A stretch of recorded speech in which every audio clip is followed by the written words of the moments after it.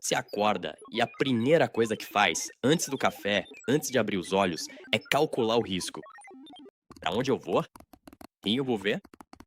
Qual a probabilidade de alguém me xingar ou decidir que a minha existência é tema de debate? Você é um fanboy.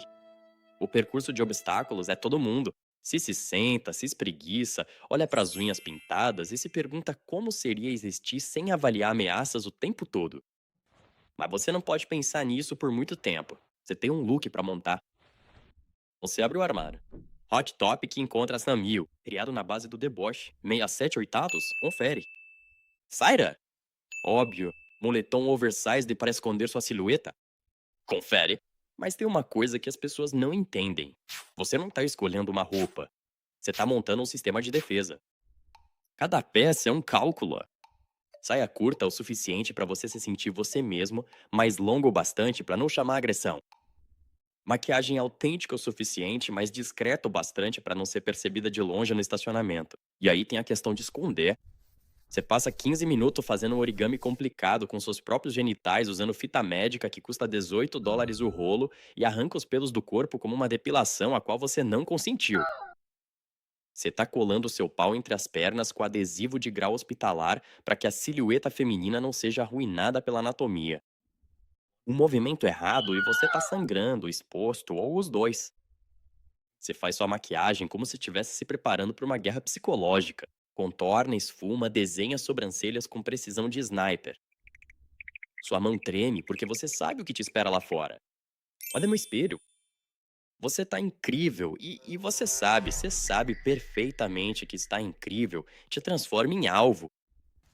Você sai de casa, os cálculos ficam ainda mais intensos. Rua principal ou rua de trás? Fone de ouvido ligado ou desligado? Você escolhe a rua principal porque foda-se eles. Meia quadra depois, um carro diminui a velocidade. O vidro abaixa. Ei, você é menino ou menino? Você continua andando. Ei, tô falando com você. Você continua andando. Filha da P, você vira a esquina antes que o xingamento termine. Coração disparado, mãos tremendo, rosto neutro. Você aperfeiçoou a arte de parecer confiante enquanto seu sistema nervoso grita protocolos de evacuação. Você entra numa loja só pra comprar alguma coisa. Coisas normais do dia a dia. O caixa levanta o olhar. Os olhos dele fazem aquele escaneamento. O escaneamento do que é que eu tô vendo. A boca dele se abre pra dizer senhor ou senhora. O algoritmo no cérebro dele tá processando. Saia, senhora. Mais queixo, senhor. Mais voz. Processando. Ai, meu Deus. Erro, erro, erro. Ele aborta no meio da sílaba. O rosto dele faz um microespasmo de pânica. Ele foi treinado pra dar gênero pra todo mundo, mas você é um bug no sistema. Então eles tentam de novo. Oi, como posso te ajudar hoje? O Tchê sai carregado do esforço de não errar na escolha. Você diz, só isso, obrigado, e entrega seu cartão. Agora eles têm que devolver o cartão. Eles precisam dizer alguma coisa. Você vê eles calculando tudo de novo, em tempo real. Eles decidem por tenha um bom dia. Sim, senhor, sim, senhora. Só pura ginástica gramatical para evitar a pergunta que sua existência traz. Você agradece. Você vai embora. Lá fora, você expira. Essa interação acontece 15 vezes por dia. Cafeterias, supermercados, bancos. 15 desconhecidos fazendo aquela cara de erro de sistema senhor, senhora pra você, como se fosse um captcha que eles não conseguem resolver. 15 pequenos momentos vendo o cérebro de alguém dar curto-circuito. 15 lembretes de que sua existência é uma porra de uma prova surpresa que todo mundo tem medo de reprovar. E o pior de tudo, o pior mesmo, é que você também começou a jogar esse jogo. Se modula sua voz dependendo de quem tá no balcão. Se ajusta sua postura. Você calcula, essa loja é de senhor ou de senhora? O que vai me fazer passar por essa transação mais rápido? Você ficou fluente em ler microexpressões de pânico e de gênero.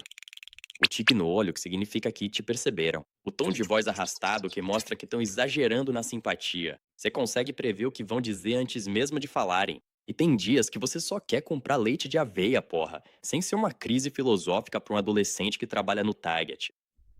Você abre seus aplicativos de namoro porque aparentemente você se odeia. Perfil diz curioso significa fetichista. Hétero, mas em crise de sexualidade, você dá um jeito. Perfil em branco significa fase secreta de homem casado. Você dá match com alguém, arte brilha. Nenhuma bandeira tem beira.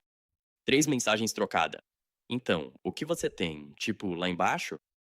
Você é uma configuração de partes do corpo que eles estão categorizando antes de decidir se você é transável. Outro match. Nunca fiquei com um cara antes, mas tem algo em você. Você não é uma pessoa, você é uma experiência. Uma história que eles vão contar, tipo aquela vez que experimentaram escargot. Você fecha os aplicativos, abre Instagram, outros fanboys postando fotos. Alguns parecem intocáveis, perfeitos, seguros. Você conhece 3 deles pessoalmente.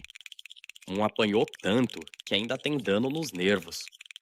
Um não pode ir pra casa nas festas de fim de ano, um posta fotos provocantes entre uma sessão de terapia e outra.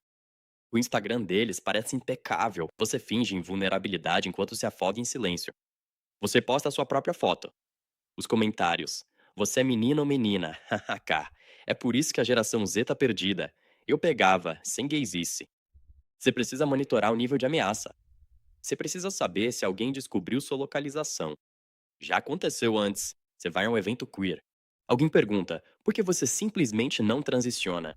Como se o seu gênero fosse um projeto inacabado. Depois, alguém diz que você está reforçando estereótipos de gênero. Você não consegue existir sem ser o problema filosófico de todo mundo. Você volta pra casa andando no escuro. Ruas iluminadas, passo apressado, chaves entre os dedos, porque você conhece as estatísticas. Você sabe que fanboys são alvo. Aqueles que foram seguidos até em casa, encurralados, corrigidos por homens que decidiram que a existência deles era um insulto pessoal. Você conhece a defesa do pânico gay, que ainda é legal em alguns estados, onde um homem pode alegar que ficou tão surpreso com você que precisou te agredir. A culpa é sua por tê-lo confundido. Você chega em casa, tranca a porta, três tranca, confere todas 2 vezes. Você tira a roupa, remove a maquiagem, descola a fita médica, fazendo careta, marcas vermelhas, irritação. Você no espelho, nu, exausto. Você vai fazer tudo isso de novo amanhã, e depois de amanhã, e todos os dias depois. Porque é assim que você é. E o mundo transformou isso em um esporte de contato. Você vê um fanboy mais novo pedindo conselhos sobre como se assumir. Os comentários dizem: seja você mesmo, vai melhorar. Você sabe a verdade. Alguns pais nunca aceitam, às vezes só fica diferente. Ser ele mesmo pode custar tudo pra ele, mas o que você deveria dizer? Ficar escondido? Então você não diz nada. Você só passa pra frente. Você pensa naqueles que pararam, que guardaram as saias, que voltaram a fingir. Alguns se cansaram, alguns se machucaram e não podiam se dar ao luxo de se machucar de novo. Você não culpa eles. Tem dias que você também pensa em parar. Você deita na cama, coloca o despertador, calcula o risco de amanhã. Pra onde você vai? Quem você vai ver? Qual a chance de alguém te lembrar que você não deveria existir desse jeito? Você fecha os olhos e sente aquele cansaço familiar se instalar nos ossos. Um cansaço que não é físico, mas existencial, porque ser um fanboy não é só uma escolha de estilo.